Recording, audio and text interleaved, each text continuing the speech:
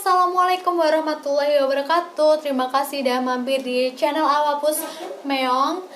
Kita akan membahas Elizabeth Bathory, yaitu Ratu Sakit Jiwa. Bukan saya ya. Yaudah, Ratu Elizabeth Bathory, Ratu Sakit Jiwa. Bukan saya.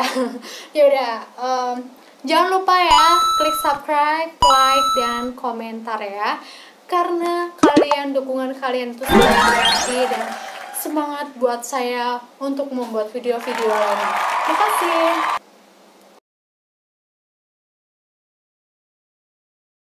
Elizabeth lahir pada tanggal 7 Agustus 1560 dari pasangan George and Anna, ningrat paling kaya di Hungaria pada masanya. Dan sementara para keluarganya besarnya merupakan orang-orang terpandang ya. Elizabeth memiliki sepupu Perdana Menteri di Hungaria, sementara pamannya Sentren adalah Raja Polandia. Tapi pada masa kecil Elizabeth itu sangat kelam. Dia saksi kebrutalan pertumpahan darah yang dilakukan oleh keluarganya sendiri terhadap pelaku kriminal dan pelanggaran kecil. Wow, sadis banget. Meski berasal dari keluarga terpandang, namun para keluarga Bathory rupanya punya sisi gila yang cukup dikenal masyarakat. Salah satu paman Elizabeth adalah seorang penganut paganisme dan satanisme. Sementara itu, seorang sepupunya juga memiliki kelainan jiwa dan hobi melakukan kejahatan seksual. Pada masa remajanya, akibat ajaran dari sang paman dan bibinya, Elizabeth Bathory menjalin hubungan dengan pelayannya, dan hubungan itu diketahui ibunya. Sampai Bathory itu hamil ya. Jadi ibunya nggak terima, lalu sang pelayan dihukum mati, dan pas waktu ngelahirin juga anaknya dibuang. Pada usia 14 tahun, dia menikah dengan Conference Nadarti yang berusia 20 tahun. Seorang prajurit ambisius yang memimpin pasukan Ottoman di Eropa Tengah. Mereka berdua sangat cerdas dan memiliki pengetahuan luas.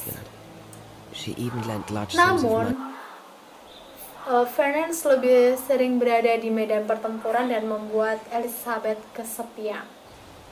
Hal itu mendorongnya untuk menjalin hubungan gelap dengan banyak lelaki selama suaminya tidak di tempat. Elizabeth bahkan pernah melarikan diri bersama kekasih gelapnya. Namun akhirnya dia kembali. Meski demikian, Elizabeth tetap ketagihan melakukan hal yang menyimpang. Bahkan ia juga menjadi seorang biseksual dengan melakukan hubungan dengan bibinya sendiri, Countess Clara Bathory.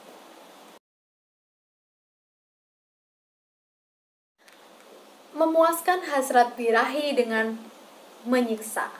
Awal mula kegiatannya tersebut adalah pengaruh dari pelayan terdekatnya, Dorothea Center.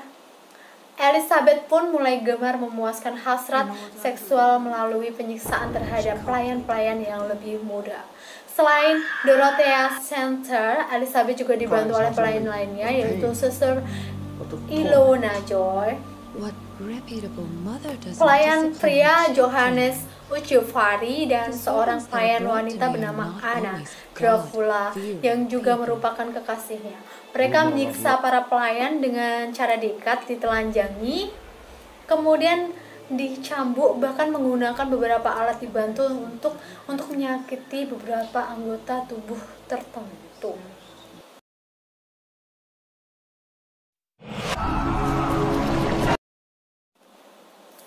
Elizabeth Bathory adalah vampir. Setelah kematian sang suami, kegilaan Elizabeth mencapai puncaknya. Saat itu Elizabeth yang sudah memasuki usia 40 tahun mulai merasa kecantikannya memudar. Sebenarnya hal tersebut lumrah terjadi padanya. Namun Elizabeth tidak menerima hal itu. Suatu kali seorang pelayan yang membantu menyisir rambut tanpa sengaja menarik rambutnya terlalu keras. Elizabeth pun marah-marah, menampar wajahnya Darah pun menetes di hidungnya Not only the look, sampai the feel of my skin mengenai is tangannya incredibly different. Elizabeth. Saat itulah Elizabeth meyakini jika darah gadis muda bisa memancarkan kemudahan mereka. Elizabeth pun memanggil Johannes Ujufari dan Dorothea Santes untuk membantunya menelanjangi gadis tersebut dan membawanya ke bak mandi. Elizabeth pun memotong urat nadinya hingga gadis malang tersebut tewas kehabisan darah. Setelah itu Elizabeth pun masuk ke kubangan darah untuk berendam. Elizabeth juga meminum darah tersebut karena meyakini bisa mendapatkan inner beauty. Gila nih. Akhir kejayaan Elizabeth.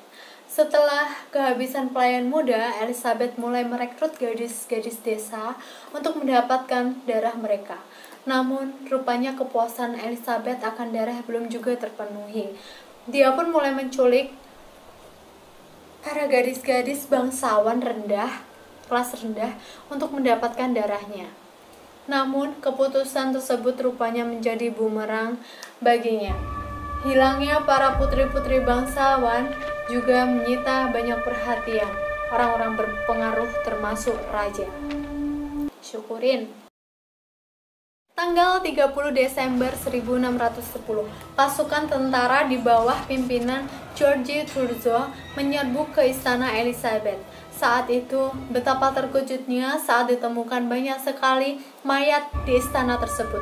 Semua kondisinya mengenaskan, terikat dengan nadi yang tersayat. Setidaknya tercatat 650 korban dalam pengadilan. Perhitungan tersebut dilaporan dari beberapa pihak. Wow. Selama proses pengadilan, Elizabeth tak pernah hadir. Hanya 4 pelayannya yang hadir. Kemudian mereka semuanya dihukum mati. Sementara Elizabeth diisolasi dengan tembok dalam kamarnya sendiri pada tanggal 21 Agustus 1614. Dan Elizabeth akhirnya meninggal di usianya yang ke-54 tahun. Wow. Alhamdulillah ya, dia udah mati. Kisah melegenda tersebut tentu membuktikan jika pada dasarnya nafsu manusia tidak akan pernah bisa mencapai kepuasan. Dari nafsu seseorang bisa melakukan apa aja termasuk menghilangkan nyawa orang lain, dan sepertinya terlahir dari keluarga yang biasa-biasa aja atau rakyat jelata jauh lebih terpandang daripada bangsawan yang namanya abadi diingatan masyarakat sebagai orang yang biadab. Makasih, itulah channel dari saya, penjelasan tentang ratu terjelek. Enggak, cantik kok.